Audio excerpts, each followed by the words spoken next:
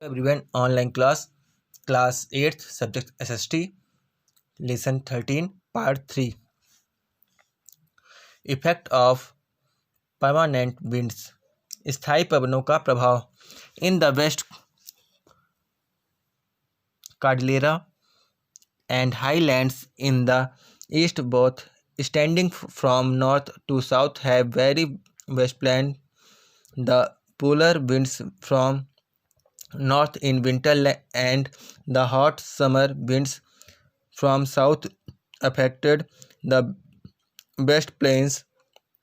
Therefore, it is cold in winter and hot in the summer. पश्चिम में Cordillera और पूर्व में उच्च भूमि दोनों उत्तर से दक्षिण तक फैली है। इन दोनों के बीच विशाल मैदान है। शीतकाल में उत्तर से आने वाली ठंडी ध्रुवीय पवनें तथा ग्रीष्म में दक्षिण से चलने वाली गर्म पवनें संपूर्ण मैदानी भाग को प्रभावित करती हैं। इसलिए यह शीतकाल में ठंडा व ग्रीष्म में गर्म रहता है। The southern and south eastern coast of the continent fall in the region of the trade winds, and the northwestern coast falls in the regions of the westerlies. This part therefore receives heavy rains because the atmospheric pressure moves towards the south. In winter, the westerlies start blowing over western California. This brings winter rains to California. The monsoon winds affect the Mexican region. Therefore, it receives rains in the summer. Because of the effect of trade winds, the Gulf of Mexico and southeastern coastal area receive the rains throughout the year. उत्तरी पश्चिम तट सुदूर पछुआ हवाओं के प्रभाव में बर्फबार रहता है, इसलिए यह वर्ष भर वर्षा होती है। वायुदाब का पेटियां दक्षिण की ओर खिसकने से शीतकाल में पश्चिम कैलिफोर्निया के क्षेत्र पछुआ पवनों के क्षेत्र में आ जाता है, जिससे यह शीत ऋतुओं में वर्षा होती है। मैक्सिको प्रदेश को मानसूनी पवनें प्रभावित करती हैं, जिसमें ग्रीष्म काल में वर्षा होती है, जबकि मैक्सिको की खाड़ी और दक्षिण पूर्वी तट वैपायिक हवाओं के प्रभाव से रहने से वर्ष भर वर्षा प्राप्त करते हैं। Effects of currents. जलधाराओं का प्रभाव. The hot and cold currents flowing near coast affected the climate mostly. The Gulf Stream flow along the southern eastern coast of the continent and the Alaska current flow along the northwestern coast. Because of the effect of these currents, the temperature near the coast does not dip very low, and they receive some rain also. The cold Labrador current passes by the northeastern climate of these coastal regions, extremely cold. Near Newfoundland, the cold and hot current meet, and this area remains covered with dense fog. In these conditions, navigation becomes difficult. The changes in temperatures and the fog are very helpful for fishing, and therefore this area is famous all over the world for fishing. गर्म तथा ठंडी जलधाराएं जिन तटों में समीप बहती है वह वहां की जलवायु को अधिक प्रभावित करती है। महाद्वीप के दक्षिणी पूर्वी तट पर गल्फ स्ट्रीम तथा और उत्तर पश्चिम तट पर अलास्का की गर्म धाराएं बहती हैं। इनके प्रभाव से तटीय भागों में का तापमान सदैव ऊंचा रहता है। हवाएं इनसे गर्म होकर नमी ग्रहण कर वर्षा करती हैं। लेबडोर की ठंडी धारा उत्तर पूर्वी भाग तथा कैलिफोर्निया की ठंडी धारा दक्षिण पश्चिम भाग के निकट बहती हैं। इससे तटीय क्षेत्रों की जलवायु अधिक ठंडी हो जाती है। न्यू फाउंडलैंड के निकट लेबडोर की ठंडी और गल्फ स्ट्रीम की गर्म धाराओं के मिलने से घना कोहरा छाया रहता है। तापमान में परिवर्तन मछलियों के उत्पादन में बहुत लाभदायक है, इसलिए यह क्षेत्र मत्स्य व्यवसाय के लिए प्रसिद्ध है। Distribution of rainfall. वर्षा वितरण. The continent receives most of its rainfall during summer. There are 3 western regions which get heavy rainfall. In the island due to the effect of trade winds in Central America and Southeast area due to closeness of Gulf Stream due to the westerly winds on the western coast of British Columbia. महाद्वीप के अधिकांश भागों में वर्षा ग्रीष्मकाल में होती है। इस महाद्वीप के 3 क्षेत्र ऐसे हैं जहां वर्षा अधिक होती है। द्वीप समूह में व्यापारिक पवनों का प्रभाव से मध्य अमेरिका तथा दक्षिण पूर्वी भाग में गर्म जलधारा गल्फ स्ट्रीम की निकटता के कारण। तीसरा, ब्रिटिश कोलंबिया के पश्चिमी तट पर पछुआ भवनों के कारण।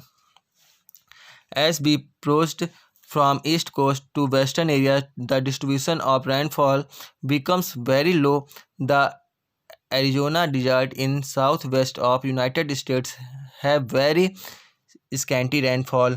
पूर्वी तट से जैसे जैसे पश्चिम क्षेत्र की ओर आगे बढ़ते हैं, वर्षा की मात्रा क्रमशः कम होती जाती है। संयुक्त राज्य के दक्षिण पश्चिमी भाग एरिज़ोना के मरुस्थल में अत्यंत कम वर्षा होती है। Natural vegetation and wild life, वनस्पति एवं वन प्राणी। Climate and physical features have great influence on natural vegetation as the origin and growth both depend on the climate. North America is a continent where varying Mediterranean vegetation, all types of vegetation of bird are found due to diversity in climate and uneven distribution of rainfall. Diversity is of interest in vegetation also. North America is rich in forest wealth. किसी भी भूभाग की वनस्पति एवं one प्राणियों पर वहाँ पाई जाने वाली जलवायु दशाओं का प्रभाव स्पष्ट दिखाई देती है, क्योंकि इनकी उत्पत्ति और विकास दोनों ही जलवायु पर निर्भर करते हैं। उत्तर अमेरिका एक ऐसा महाद्वीप है जहाँ भूमध्य रेखीय वनस्पति को छोड़ विश्व में पाई जाने वाली समस्त प्रकार की वनस्पतियाँ पाई जाती हैं। जलवायु की विविधता तथा वर्षा के असमान वितरण के कारण वनस्पति में भी विविधता दृष्टिगोचर होती है। उत्तर अमेरिका वन संपदा में बहुत धनी महाद्वीप है।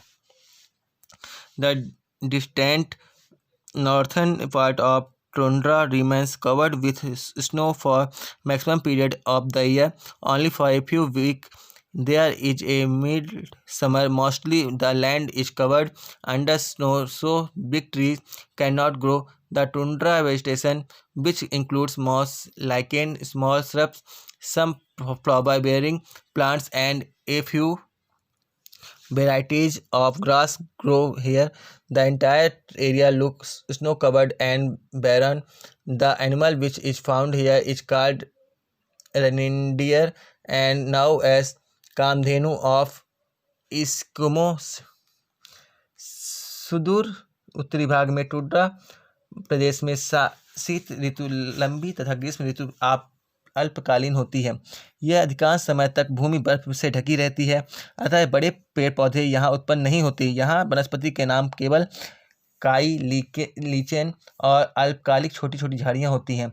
संपूर्ण प्रदेश बर्फीला और उजाड़ दिखाई देता है।